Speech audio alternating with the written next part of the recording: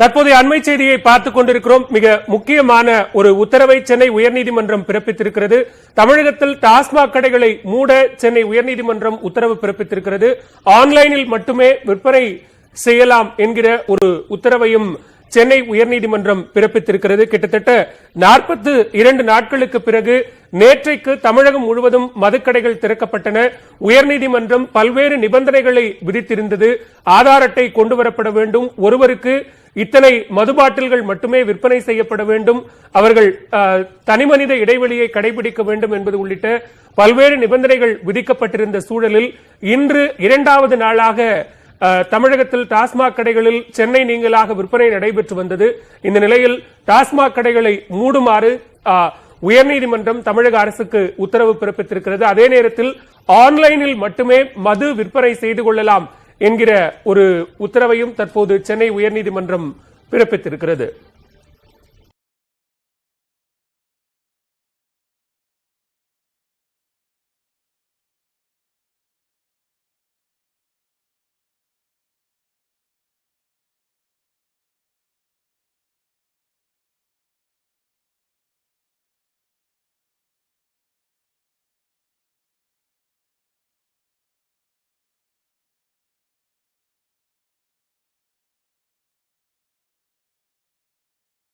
தமிழகத்தில் டாஸ்மாக் மதுக்கடைகளை மூட வேண்டும் என்று சென்னை உயர்நீதிமன்றம் உத்தரவு பிறப்பித்திருக்கிறது.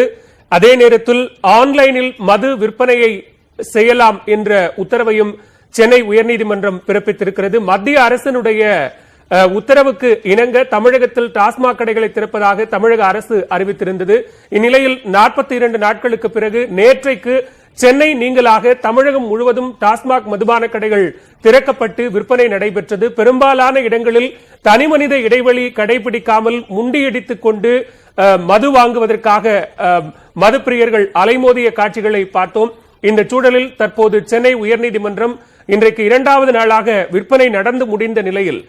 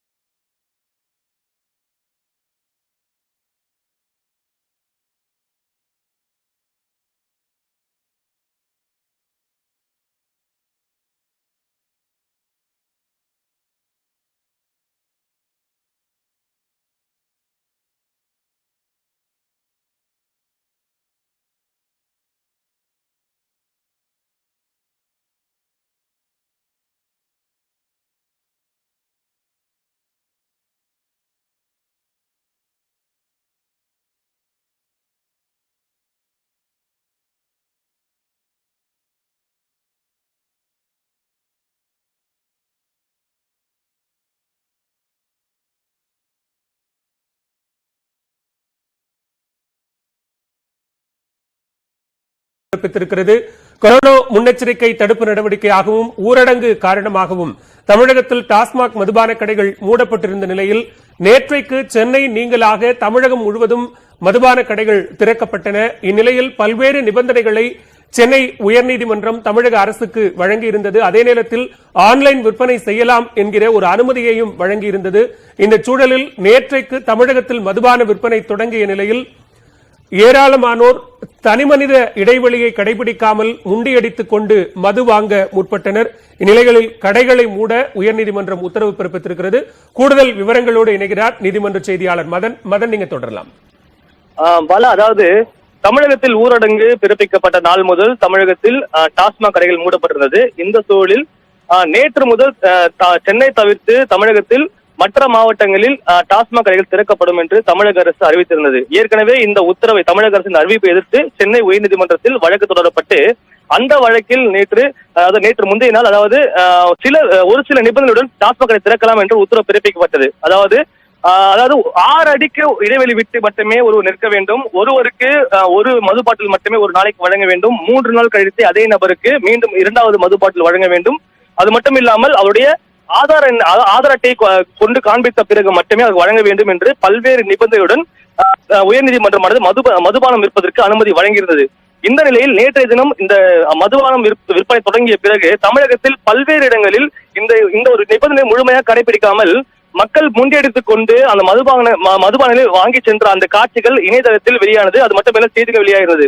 இந்த சூழலில் மக்கள் நீதி மையம் சார்பாக உயர்நீதிமன்றத்தில் இன்று புதிய மனு தாக்கல் செய்யப்பட்டது. அதாவது ஏற்கனவே தமிழக அரசை பொறுத்த வரைக்கும் இந்த மாதிரி கொரோனா இந்த தொற்றுக்கு இதுவரைக்கும் மருந்து கண்டுபிடிக்காத நிலையில் மக்களுடைய அந்த நோய் எதிர்ப்பு சக்தி அதிகரிக்க தேவையான உணவுகளை எடுத்துக்கொள்ள வேண்டும் என்று அறிவுறுத்தி வந்த நிலையில் தற்போது நோய் எதிர்ப்பு சக்தியை குறைக்கக்கூடிய மதுபானத்தை தமிழக அரசு விற்பனை செய்வது சட்டவிரோதமானது.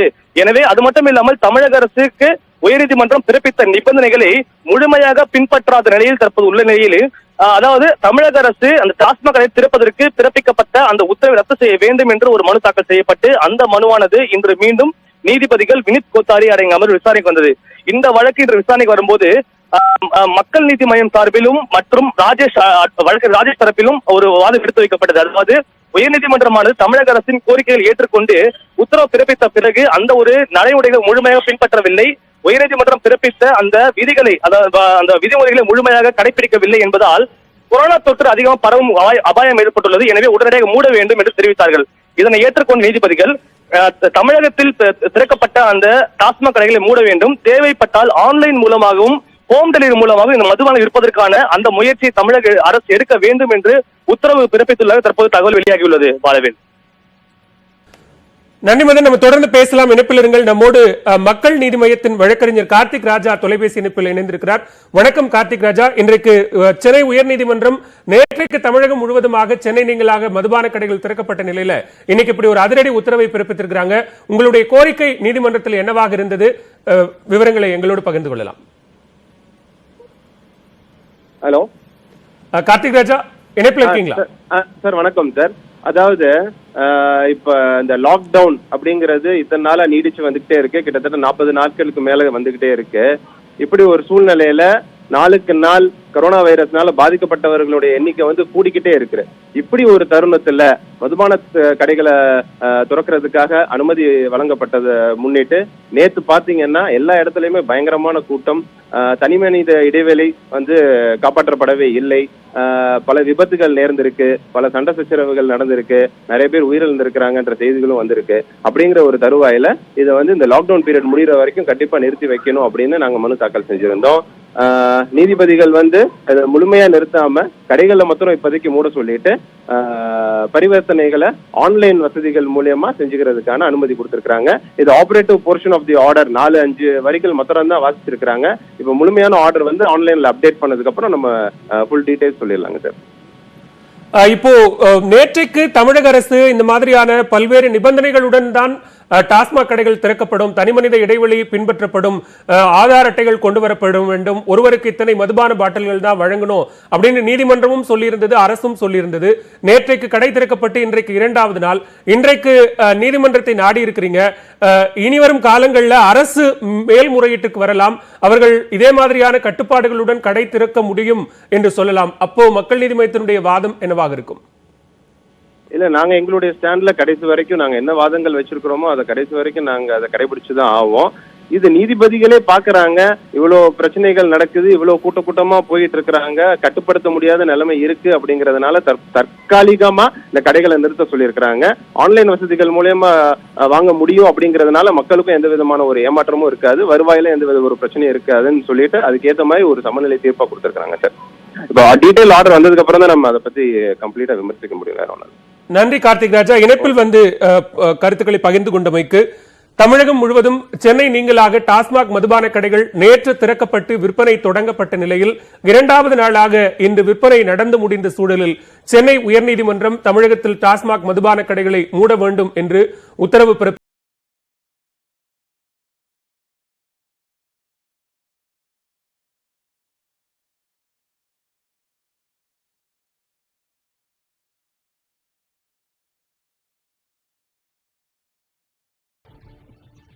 கஷ்டமான